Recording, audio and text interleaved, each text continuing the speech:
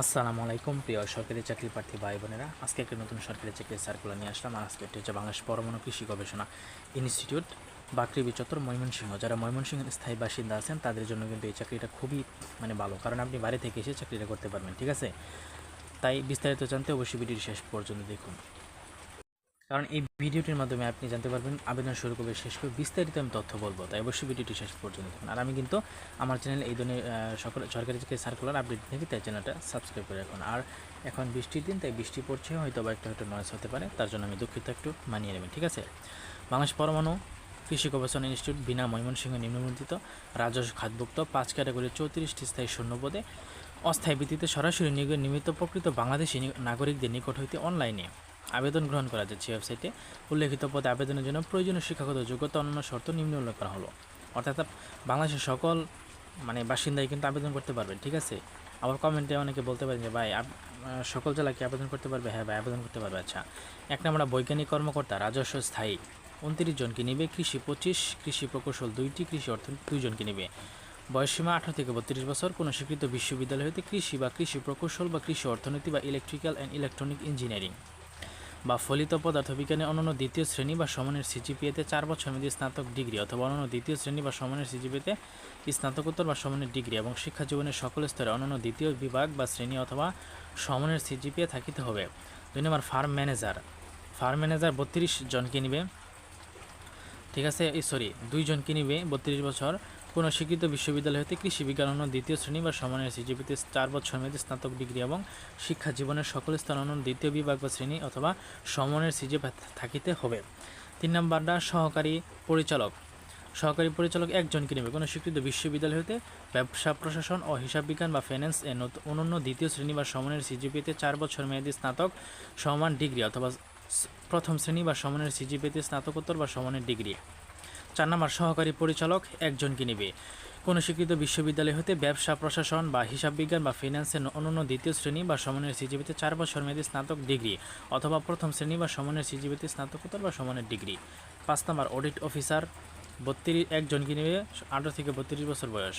কোনো স্বীকৃত বিশ্ববিদ্যালয়ের অনুষদের কোনো বিষয়ে অনন্য দ্বিতীয় শ্রেণী বা সমানের সিজিপিতে স্নাতক সম্মান ডিগ্রি অথবা প্রথম শ্রেণী বা সমানের সিজিপিতে স্নাতকোত্তর বা সমানের ডিগ্রি। এখন আমরা একটু পরে নেব নিয়োগের শর্তাবলী। 1 নম্বর আবেদনকারীকে অবশ্যই বাংলাদেশের নাগরিক হতে হবে। প্রার্থীগণকে অবশ্যই এই ওয়েবসাইটে গিয়ে কিন্তু আপনাকে অনলাইনের মাধ্যমে আবেদন করতে হবে।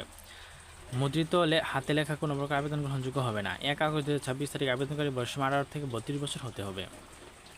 ঠিক আছে, তারপর আপনারা দেখতে পাচ্ছেন যে আবেদন শুরু হচ্ছে 3 আগস্ট 2026 10 ঘটিকায় এবং শেষ হবে 2 সেপ্টেম্বর। আচ্ছা, আর একাধিক পদে কিন্তু আবেদন করতে পারবেন না। ঠিক আছে, একাধিক পদে কিন্তু আবেদন করতে বলা আছে। আচ্ছা, তারপর আপনার ছবি এবং স্বাক্ষরের মাধ্যমে আবেদন করতে হবে। এরপর আর কিছু আমরা পড়ে নেব, কোন পদে কত টাকা। আচ্ছা,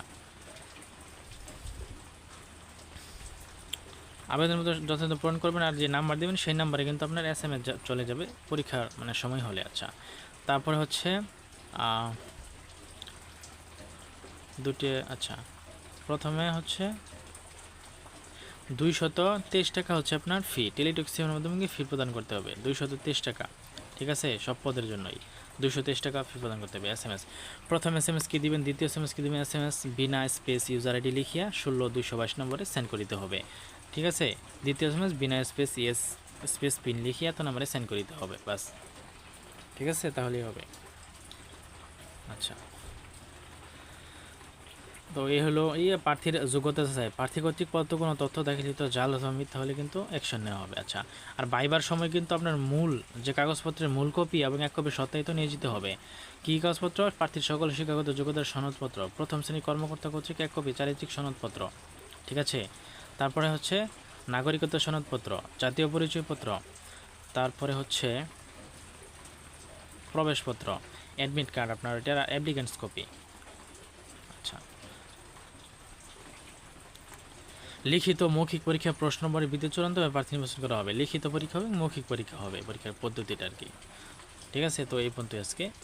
তো তো যাই হোক, যারা ময়মনসিংহের স্থায়ী বাসিন্দা আছেন তাদেরকে কিন্তু একটা মানে ভালো একটা চাকরি, ঠিক আছে।